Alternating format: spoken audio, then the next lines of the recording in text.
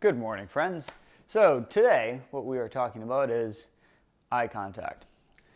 And every morning now, what we're looking at is going to be coffee time. Coffee, paired with a little bit of dog training, to help you guys out so that we can cover all the different things that you have questions about while I drink a cup of coffee. And then, because of that, we'll be able to get through all the different issues that you guys have with your dogs so that we can fix those issues every single day or most of the days, and then in the simplest form fashion that is possible. So eye contact is one of the biggest problems that we always have. Now, I've got a couple dogs rolling around right now. They're chomping on Nyla bones, and that's probably one of the biggest questions that I always get is, my dogs always destroy their toys. What do I get them? And the answer to that is a Nyla bone. And the one that I've got here is a very cheap, crappy one. I want to set this on over here. So you'll see it when I call him on over. Axe, come. And he may or may not, he's going to bring it to me.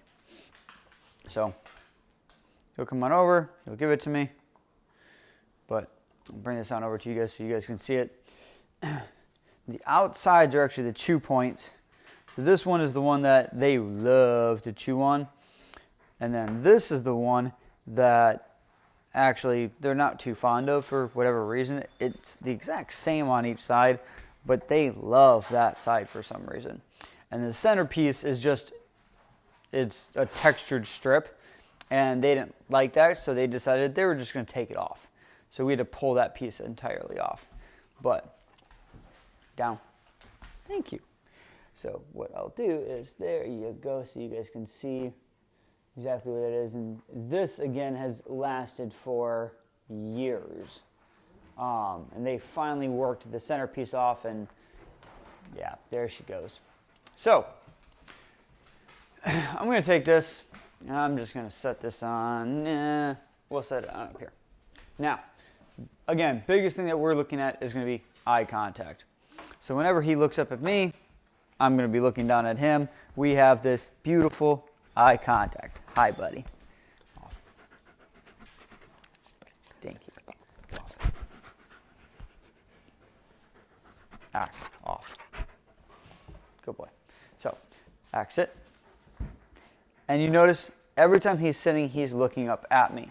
Now, we work on our position, but he's going to be looking up at me. Axe stand. Return. So he's going to come back to position. He's going to look up at me. Okay?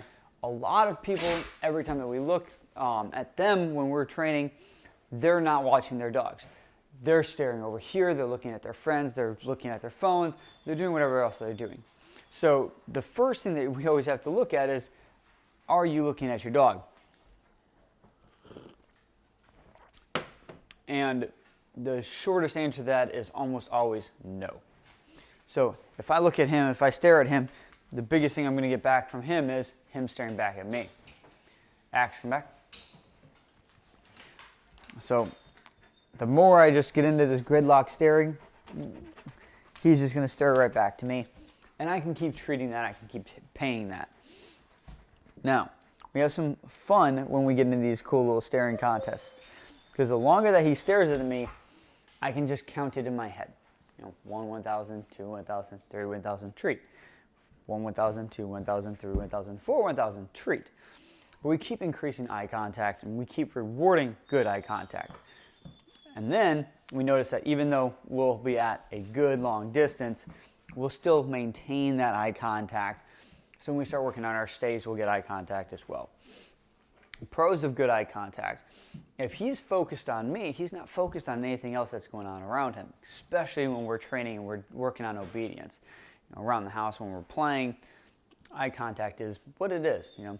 I call him, we got eye contact. If I'm not really calling him, he's doing whatever he wants to do. He's messing around, he's playing, and that's okay. But as soon as I get a hold of him, I got that direct eye contact again.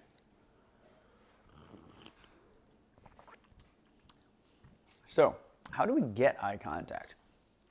When we get eye contact, getting eye contact is something as easily as using a reward. Now, a reward can be anything that they want. So, right here, I've got a treat because he loves treats. So, if I want to take a treat and I want to drive eye contact from wherever it is to me, I don't just want to start here and I want to get eye contact here. I want to drive eye contact from a distance. I want to drive it from an angle. I want to drive it from whatever it is that he's paying attention to. I want to bring that up to me.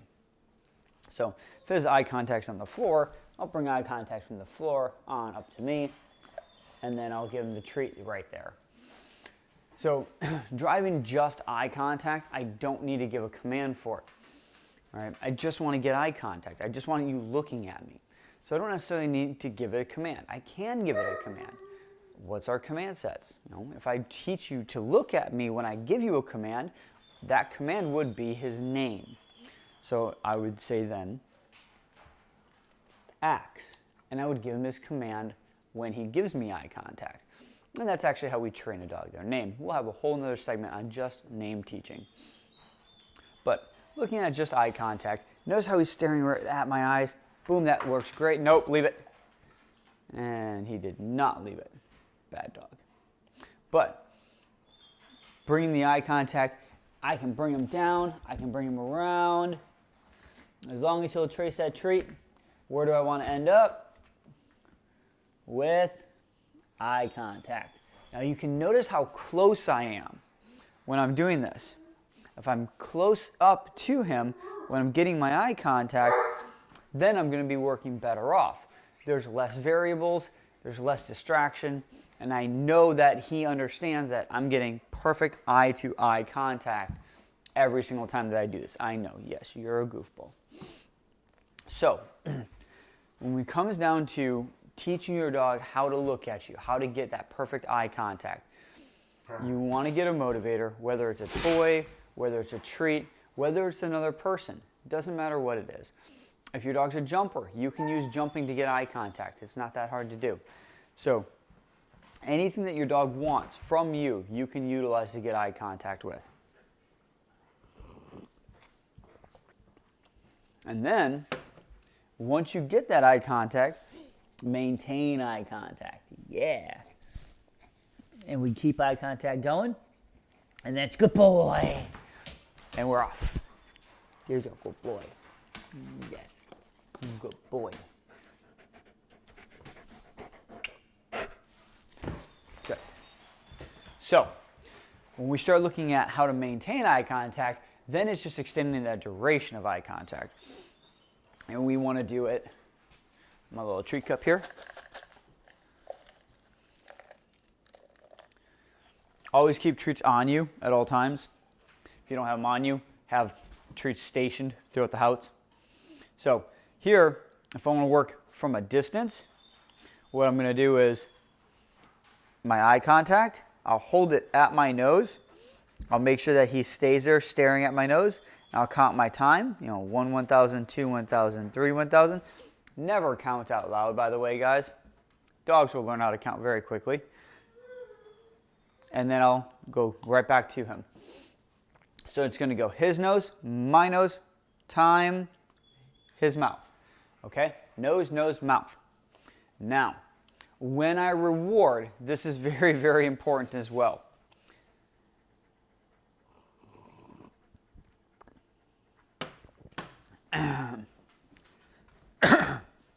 When I reward, let me die first. When I reward, the treat itself, I have to imagine that there is a string that goes from my nose to his nose. If I don't picture that string from my nose to his nose, and that treat stays on that string, my treat is going to come down, and if I turn my hand, look how quickly his head drops. I don't want his head to drop. I've got to keep his head straight up. So I've got to keep that treat on that string the whole way down so that we have that eye-to-eye contact. I've got to keep those eyes up. This is another huge mistake, and it's as simple as somebody giving a treat in the wrong direction. By somebody dipping their hand down instead of staying up. Staying up, see how his head stays up? Dipping their hand down, the head automatically drops to the ground, or at least to your waist. Okay? Now if he's down here, great. Boop! All day long. Because he's got to watch from that string. The treat comes from my nose straight on that string, straight to his mouth. He's going to catch it every time. But if I go from here and I loop it, the chances of him catching it are going to drop dramatically. Okay? So, let's get him back up on his feet. Action, stand. Good boy. Back up. We'll do it from this direction here, so it's going to be his nose, my nose, no command sets. We just want good eye-to-eye contact. I'm staring straight into his soul, and good boy. And then that treat's going to go straight back on that string, right into his mouth. Okay?